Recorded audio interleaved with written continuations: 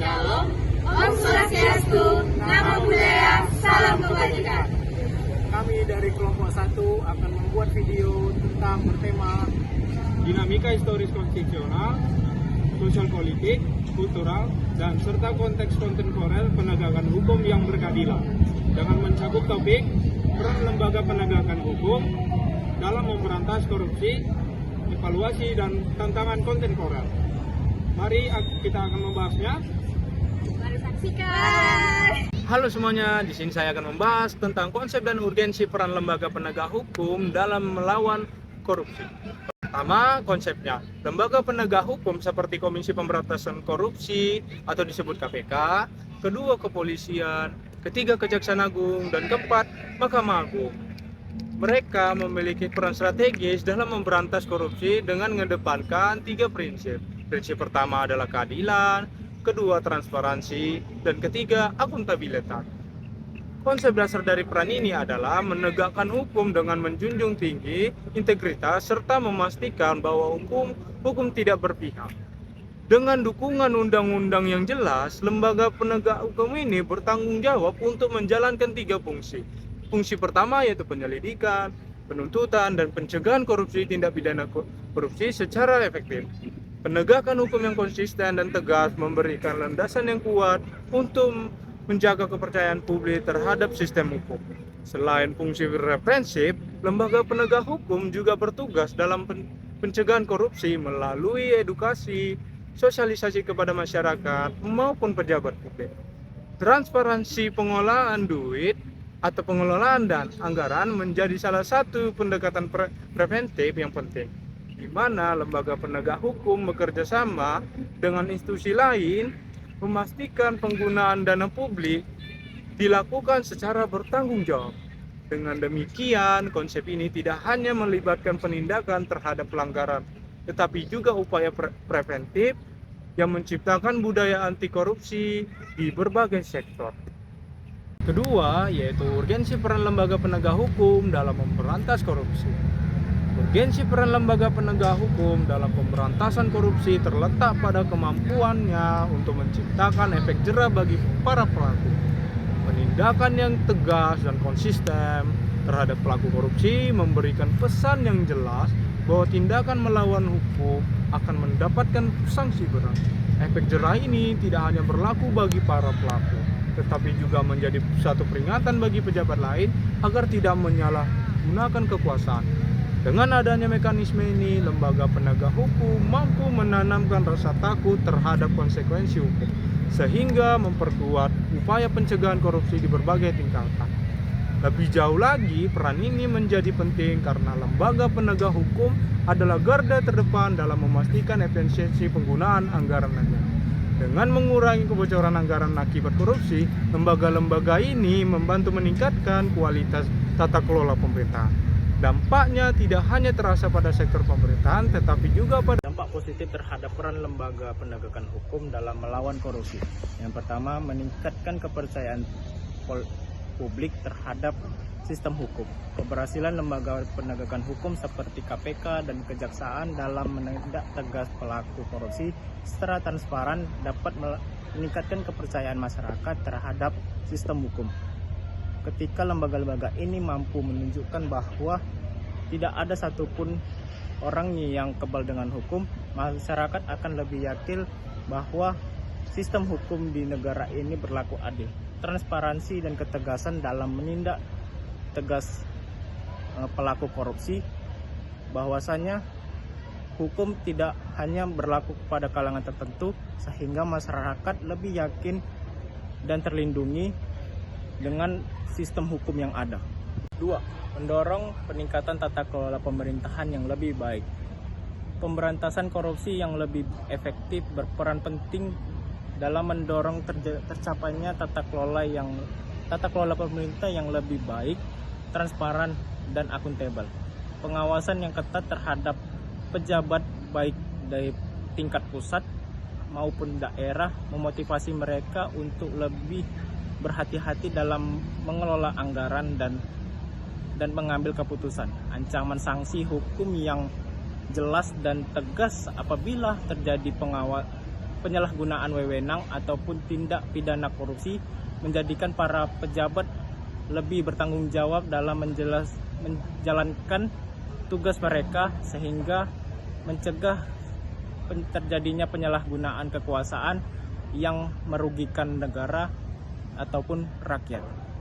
Kerangka Fishbone atau analisis tulang ikan merupakan metode yang digunakan untuk mengidentifikasi berbagai faktor penyebab suatu masalah secara sistematis. Dalam konteks pemberantasan korupsi, analisis ini digunakan untuk mengevaluasi berbagai elemen yang mempengaruhi efektivitas penegak hukum terhadap tindak pidana korupsi. Metode ini menampilkan berbagai aspek yang perlu diperhatikan untuk mengatasi masalah korupsi secara menyeluruh. Atau manusia adalah faktor pertama yang diperhatikan dalam pemberantasan korupsi adalah kualitas sumber daya manusia, khususnya di lembaga penegak hukum. Aparat penegak hukum yang memiliki integritas dan kompetensi yang tinggi sangat diperlukan untuk memastikan proses hukum berjalan dengan adil dan efisien. Kurangnya pelatihan, rendahnya etika profesional, serta ketidakmampuan dalam mengatasi tekanan eksternal dapat mempermudah praktik korupsi. Oleh karena itu, pengembangan kapasitas sumber daya manusia menjadi kunci dalam menciptakan sistem penegak hukum yang efektif dan bebas dari korupsi.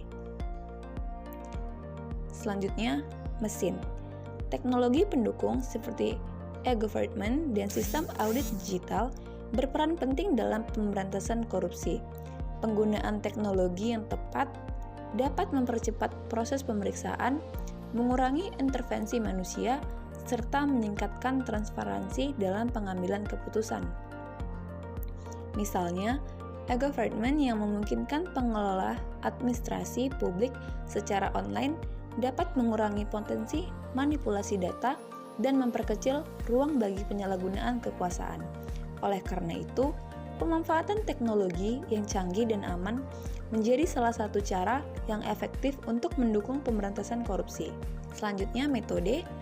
Metode yang diterapkan dalam proses hukum juga sangat mempengaruhi hasil pemberantasan korupsi. Proses hukum yang transparan dan efektif akan memastikan bahwa setiap proses berjalan sesuai dengan peraturan yang berlaku, tanpa ada campur tangan yang merugikan.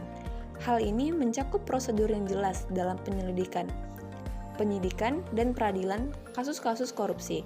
Dengan adanya prosedur yang jelas dan transparan, masyarakat dapat lebih percaya kepada sistem hukum dan hasil yang dicapai dapat lebih dipertanggungjawabkan. Selanjutnya, material. Material atau bukti yang relevan dan kredibel dalam proses hukum adalah faktor penting dalam pemberantasan korupsi. Bukti yang sah dan kuat akan memudahkan dalam proses penuntutan dan dapat menjadi dasar dalam penjatuhan hukuman yang sesuai. Tanpa bukti yang cukup, penuntutan terhadap pelaku korupsi bisa terhambat. Oleh karena itu, pengumpulan dan pengelola bukti yang sah dan valid sangat penting untuk memastikan bahwa proses hukum dapat berjalan dengan baik dan menghasilkan keadilan yang tepat. Selanjutnya, pengukuran. Indeks persepsi korupsi atau IPK dan efektivitas penegak hukum merupakan ukuran yang dapat digunakan untuk menilai sejauh mana pemberantasan korupsi telah berhasil dilakukan. IPK yang biasanya dirilis oleh lembaga internasional mencerminkan persepsi masyarakat global terhadap tingkat korupsi di suatu negara. Sementara itu, efektivitas penegak hukum dapat diukur dengan melihat tingkat keberhasilan dalam mengungkap dan menghukum para pelaku korupsi. Pengukuran yang objektif dan terukur ini penting untuk menilai sejauh mana upaya pemberantasan korupsi telah mencapai tujuan yang diinginkan. Selanjutnya, lingkungan. Lingkungan sosial dan politik memainkan peran penting dalam mempengaruhi pemberantasan korupsi. Budaya anti korupsi yang kuat dan adanya penekanan sosial politik dapat mendorong perubahan dalam perilaku individu, terutama para pejabat publik dan penyelenggara negara. Lingkungan yang mendukung budaya bersih dari korupsi akan menciptakan suasana yang kondusif untuk pemberantasan korupsi. Namun, jika lingkungan sosial politik terjangkit budaya, toleransi terhadap korupsi, atau bahkan mendukung praktik-praktik tersebut, maka upaya pemberantasan korupsi akan sulit tercapai. Oleh karena itu, penting untuk membangun lingkungan yang mendukung nilai-nilai integritas dan anti korupsi. Dengan menganalisis semua faktor tersebut, melalui kerangka Fishbone, kita dapat memahami secara komprehensif berbagai elemen yang saling terkait dalam pemberantasan korupsi. Melalui pemahaman yang mendalam, solusi yang lebih efektif dan berkelanjutan dapat ditemukan untuk memerangi korupsi dalam berbagai sektor. Pancasila dan relevansinya dalam pemberantasan korupsi. Pancasila, khususnya sila kedua dan kelima, menekankan pentingnya keadilan sosial dan kemanusiaan yang beradab.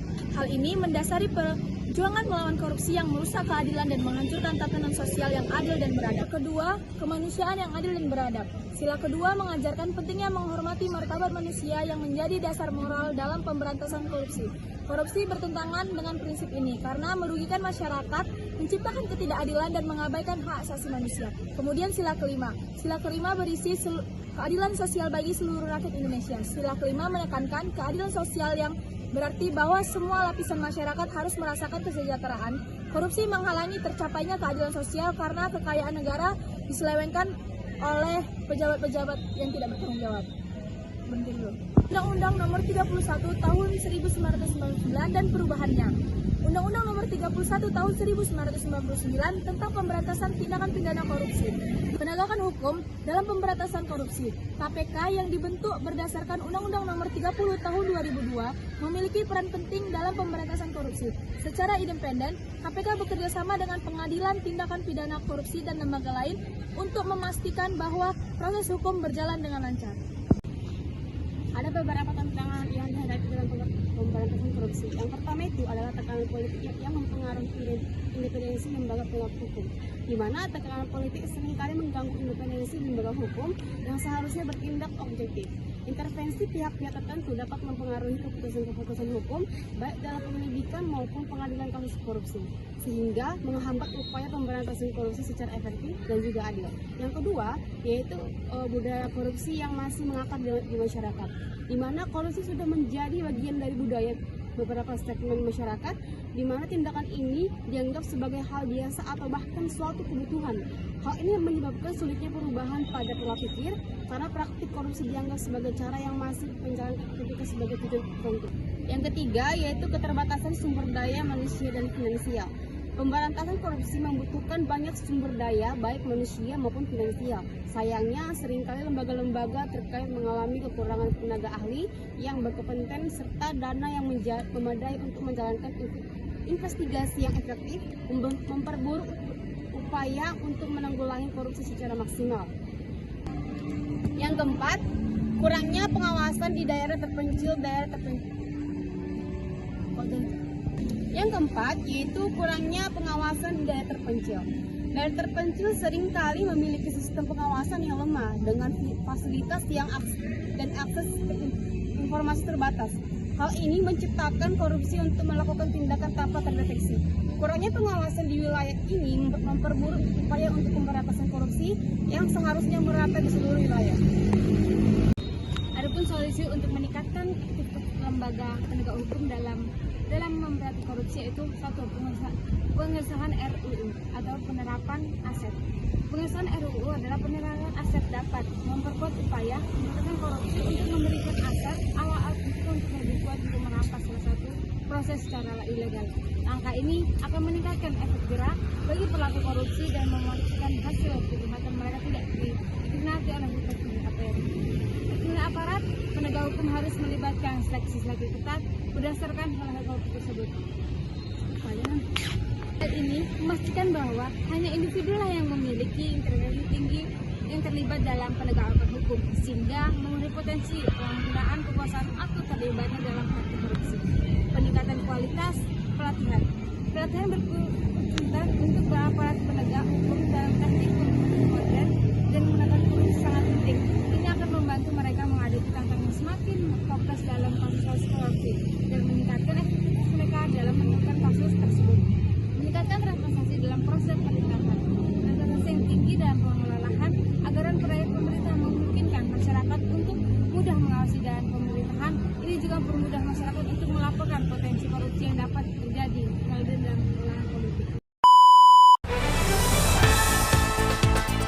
Di Indonesia menghadapi berbagai kasus korupsi besar, contohnya kasus Syahrul Yassin Limpo di Kementerian Pertanian, Johnny G. Plate dengan skandal base transceiver station, dan Lukas NMB terkait penyalahgunaan dana daerah.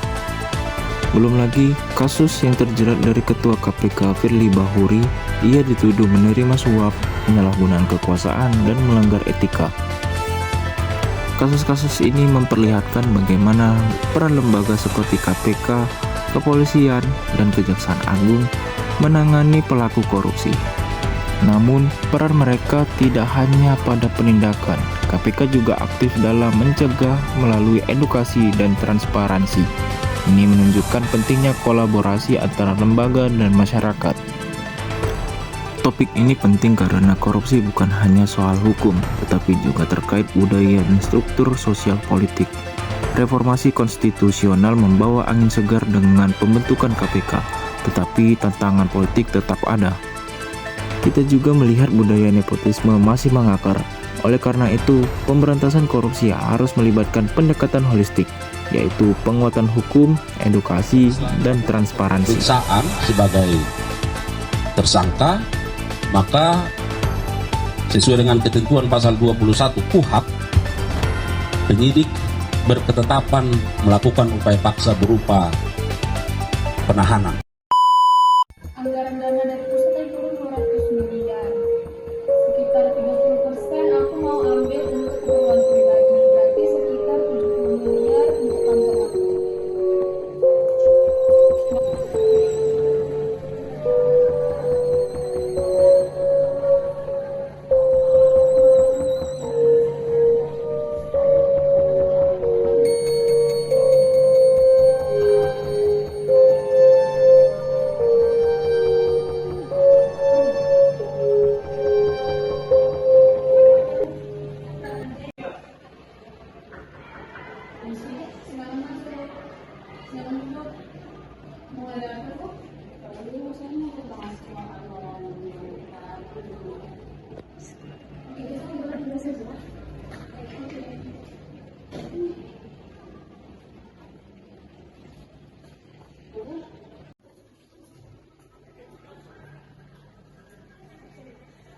Tapi ada yang lupa, coba ambil rekapan yang ada di meja saya, dia di dalam berkas ya.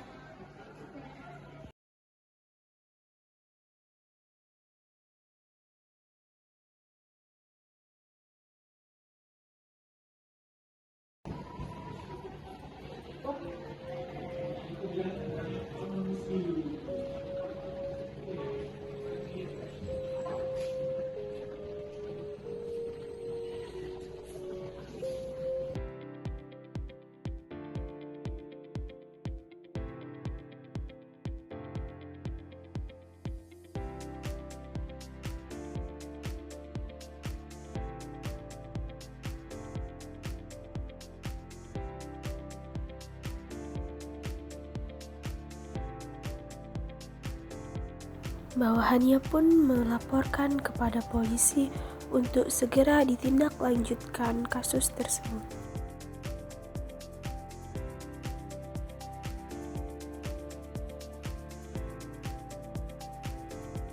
Sesampainya di kantor polisi, bawahannya tersebut menunjukkan beberapa bukti-bukti yang ia punya.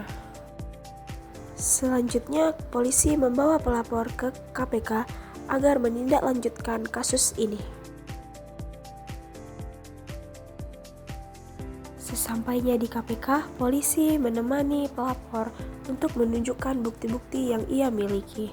Di sini, orang KPK mendengarkan dan melihat bukti-bukti yang dimiliki oleh pelapor. Setelah selesai diproses di KPK, orang KPK melaporkan kepada Kejaksaan untuk menindaklanjutkan kasus tersebut. Kemudian, orang KPK dan Kejaksaan melanjutkan proses ke atasannya.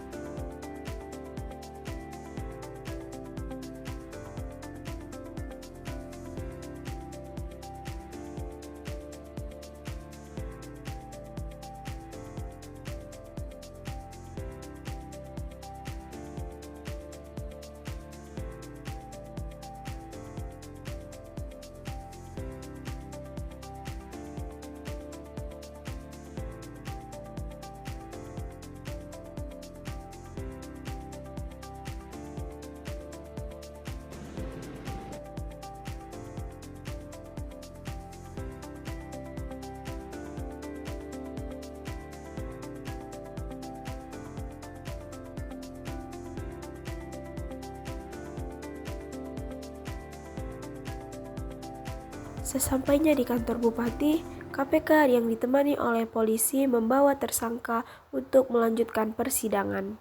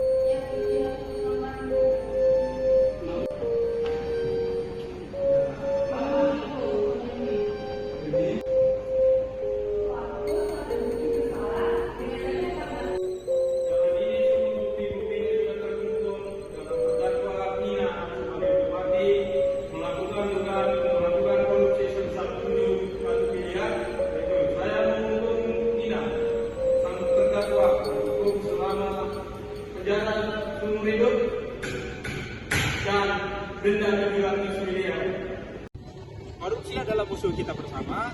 Kolaborasi lembaga penegak hukum, masyarakat, dan pemerintahan adalah kunci. Dengan nilai-nilai Pancasila sebagai panduan, maka kita bisa menciptakan hukum yang berkeadilan. Mari kita lawan korupsi demi Indonesia yang lebih baik.